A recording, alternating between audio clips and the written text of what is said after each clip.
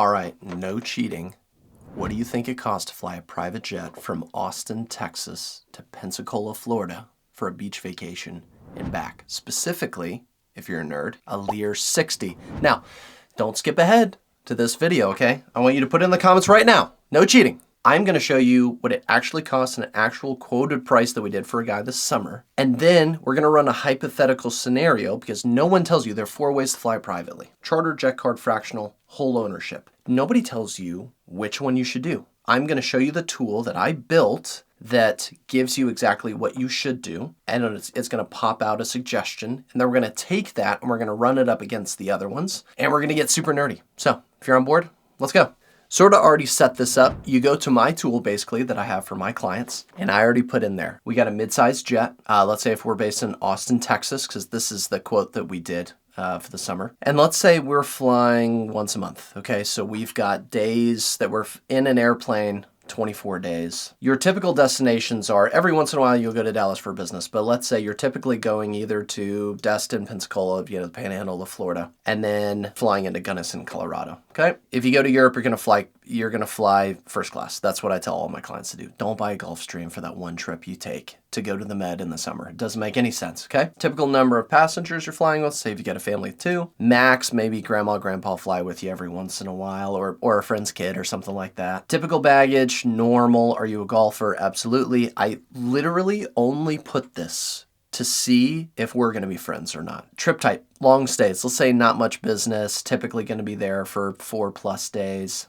Multiple stops in a day? Nope. Travel purpose, pleasure only. This is where it gets interesting, and this is kind of nitty gritty, where I can determine like which fractional program we should put you in, if you should do charter, if you should actually just buy the whole jet or not. So we have a whole bunch of these different, like control and decision making, travel management, experience type, spending style. Do you need a flight attendant? The payment structure, pricing model, flight.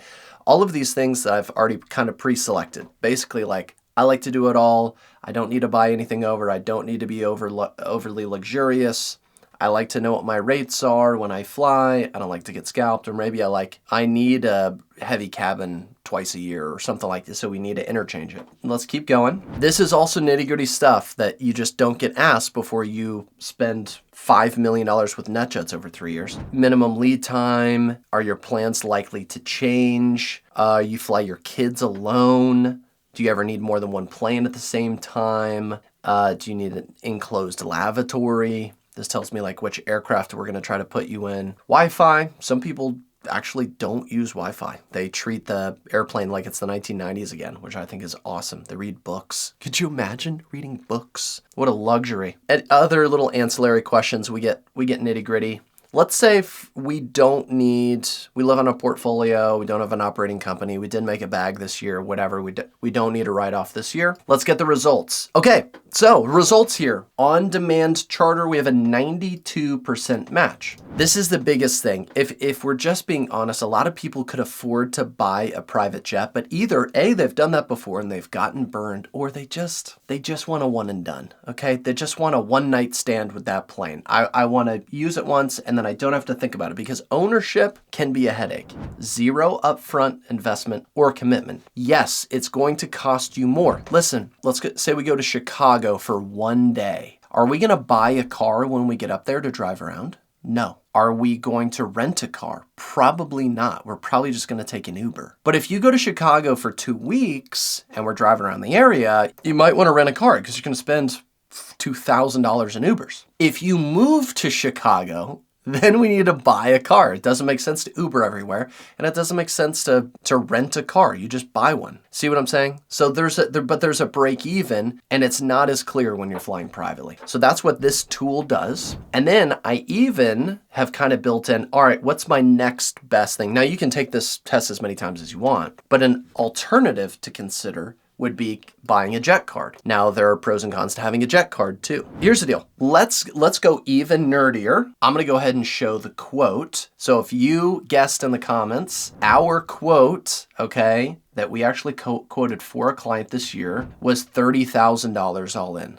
to go from Austin, Texas to Pensacola in a Lear 60 and back a week later. It was about 30 grand. So congratulations if you got within the ballpark. Here's the deal. How many trips would it take for you to have to buy the jet, and let's assume you don't need a write-off. First of all, Lear 60, average pre-owned price, $2.5 million, give or take. It really depends. Engine programs, year, total time, all of that stuff. We have a really, really sophisticated database that gives you the valuation of each type of private jet that goes way beyond just book value. This is your typical fuel burn, and $6.25 at Austin Bergstrom, like, it would probably be closer to $5 a gallon. Just depends on the relationship that you have. But it's still, for a Lear 60, it's still going to be $4,000 an hour when you're flying that bird. Your fixed cost is $600,000. And let's just go back up to that 625, okay? Because I'm just going to do national averages for everything. When you hire Clara Aviation, I come in and I say, we actually get training slots, quotes, okay? Is it going to be $56,000 for initial and recurrent every year, year after year? Okay, hangar, insurance, you got all of that stuff. Someone's going to have to manage it for you. And let's go here. So what do we say? We said we are flying basically one trip a month, so a there and back,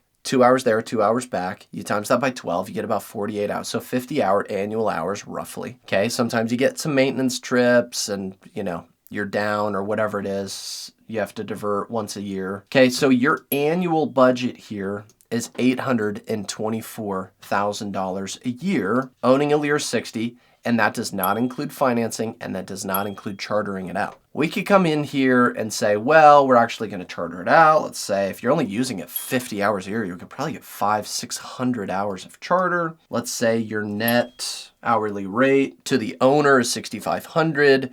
Your operator takes 10 to 15% off the top. So I just make it simple instead of doing it over here with an operator. Your net charter rate to the owner is going to be $5,500. Your annual budget is closer to $250,000, okay? But if we turn that off, it's back up to $824,000. That's probably just the simplest. Again, you're using your plane once for one trip a month. We're going to be in charter, and that's exactly what our algorithm told us. Let's go ahead and let's do some math. You guys ready? 8,24488, and we divide that by 30 grand. That's what it costs. Now, that's a good price, because I'm a good charter broker, okay? But we're going to see that we would need to take basically 27 of those trips in order for it to make sense to buy our own aircraft if, A, we don't have a tax write-off. If you need a tax write-off, it's very smart, because immediately on a $2.5 million purchase, you're saving $1 million. So you're basically flying for free in year one. Now you're on the hamster wheel. If you sell, you've got recapture. We have ways to obviously, make your life easier in that world. I don't want to get in trouble with the IRS here. Not that we do anything not above board. Most people, if they're only using their plane once a month, I've got a Falcon 2000 right now. They use their plane about once a month, and they just asked me to put it on a charter certificate. They're a little emotionally tied to it, bad place to be for for an aircraft. They need to sell the thing, but if you want it to go out and make you money, it can. And these numbers can vary. Now, what's very interesting is we're going to go over to the trip cost analysis. So let's take a look at how far that was. Okay, we're going about 10.6 nautical miles. There's your block speed, there's your time, variable cost. Trip total cost for you if you owned the aircraft is going to be about $10,000. So anytime you fly to your house in Seaside, Florida, it's going to be about 10 grand. If you charter, it's going to be 30 grand. You do that enough times, it makes sense, of course, for you to buy your own aircraft. Okay, so there's your quoted charter cost. And let's just put in commercial, okay? Your total hours saved when you're flying privately,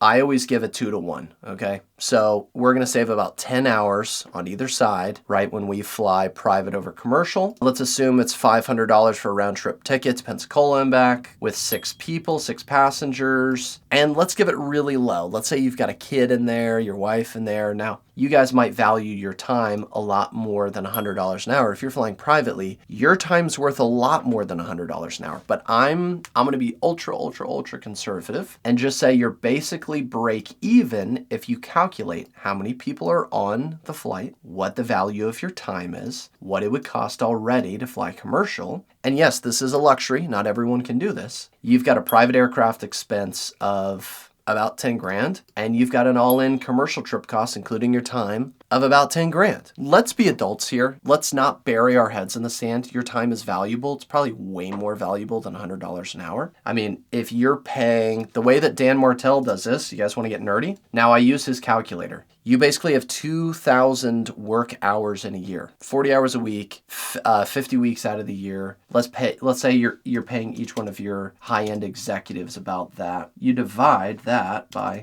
2,000. So it's closer to 250. Here's the deal. What did it make sense to do? Was it making sense to charter, to eject card, fractional, or whole ownership? It looks like in this case, charter is the way to go, especially if you're getting dope pricing from your boy, okay? So hit me up, give me another scenario. I want someone to give me a real world scenario. Someone in the comments, I'll do one of these audits for free. I won't charge $1. I've just got to be able to post it. You'll stay anonymous, but I want to hear from you guys. This is sort of the way we break it down. And if you want to get really, really, really nerdy, then what we'll do is we will do a cost value analysis, and I will break down all kinds of nerdy stuff. This was from a recent video that we did this one. And the return on buying a private jet can get absolutely bananas when you actually believe, like most people do. If I started the video by saying, what's more valuable, your time or money? Most of you, especially those qualified to buy private jets, would say my time is.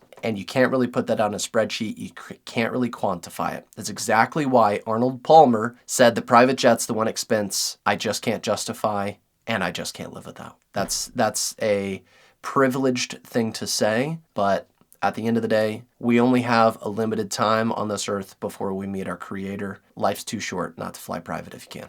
Thank you for coming to my TED Talk. That's my testimony. See you guys in the next vid. Yada.